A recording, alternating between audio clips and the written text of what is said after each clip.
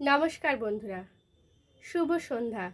পিয়ালিস পোয়েট্রিতে আপনাদের সকলকে স্বাগত জানিয়ে আমি পিয়ালি শুরু করছি। আজকে একটা অন্য বিষয় নিয়ে আমি আলোচনা করব, সেটা হচ্ছে বৃদ্ধাশ্রম।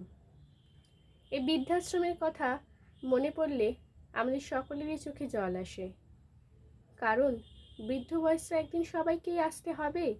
কিন্তু বাড়িতে যখন একটা বৃদ্ধ মানুষ ঘরের কোণে পড়ে থাকেন, সেই মানুষটা কেমন আছে তাদেরকে সুখী রাখা তো দূরের কথা, তাদের খবর নেওয়াটাও যেন ছেলে মেয়েদের কাছে খুব ব্যস্ততা মনে হয় যেন তারা আমাদের কাছেই শুধুই বোঝা। সেই বোঝাটাকে ঝেড়ে ফেলে কত অসহায় মানুষ কান্না করতে থাকে ঘরের এক কোণে। সেই মানুষটার দুঃখ মাখা মুখগুলো মনে পড়লেই বুকের ভেতরটা কেমন হু হু করে ওঠে না? হ্যাঁ, বৃদ্ধ মা বাবার মুখটা মনে পড়লেই আমাদের মনে এবং হৃদয়ও যেন দুঃখিত হয়, ব্যথিত হয়। প্রত্যেকটা মানুষেরই একটা গুরুত্বপূর্ণ কাল এই বৃদ্ধকাল। এর আগেও আমি বলেছি, কারণ এই ব্যস্ততর দিনে যতই আমরা ছুটতে থাকি না কেন টাকার পিছনে, তবুও সৌন্দর্য লাভের চেষ্টায় আমরা যৌবনকালকেই সকলে বজায় রাখতে চাই। বৃদ্ধকালের কথা আমাদের মাথায় থাকে না, কিন্তু এই বৃদ্ধকালে সবাইকেই একদিন অতিবাহিত হতে হবে। বৃদ্ধকালের মধ্য দিয়ে আমাদের সকলেরই কষ্টের দিনগুলো কাটাতে হবে। ছেলেমেয়েরা আমাদের সঙ্গে কেমন ব্যবহার করবে সে কথা আমরা ভুলে যাই। নচিকেতা, বিখ্যাত সঙ্গীত শিল্পী, তিনি একটি গানে বলেছিলেন, ছেলে আমার মস্ত বড় মস্ত অফিসার, কিন্তু ছেলের সেই ছোট্ট ফ্ল্যাটে বাবা মার রাখার জায়গা নেই।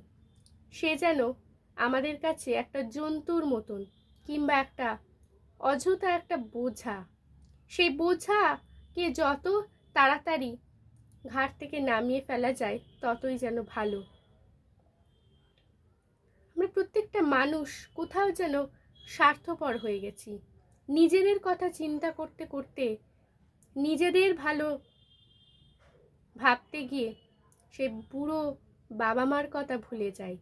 তখন বুড়ো বাবা মাকে সাংসারিক জাতাকলে পিষে মারতে চাই এবং বৃদ্ধাশ্রমের শেষ বয়সে পাঠাতে বাধ্য করি। মা বাবার চোখের জল, মা বাবার দুঃখ বেদনা কথাগুলো এবং তাদের যে অসহায় মুখগুলোর কথা আমরা খেয়াল করি না।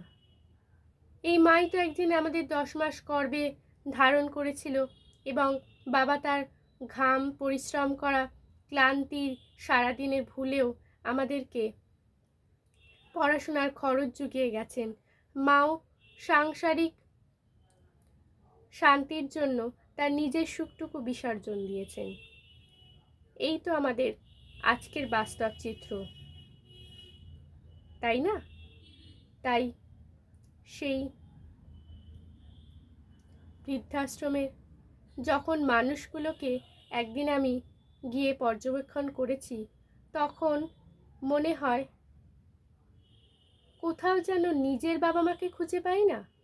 হ্যাঁ, ওই বৃদ্ধ বাবা মায়ের মধ্যেও যেন আমার বাবা মায়ের মুখটা মনে পড়ে। বাবা একদিন বলেছিল, খোকা তুই কেমন আছিস? কিংবা মা বলেছিল, খোকা নাতি নাতনিগুলোর খেয়াল রাখছিস তো? ঠিক মতো খাওয়া দাওয়া করছিস তো?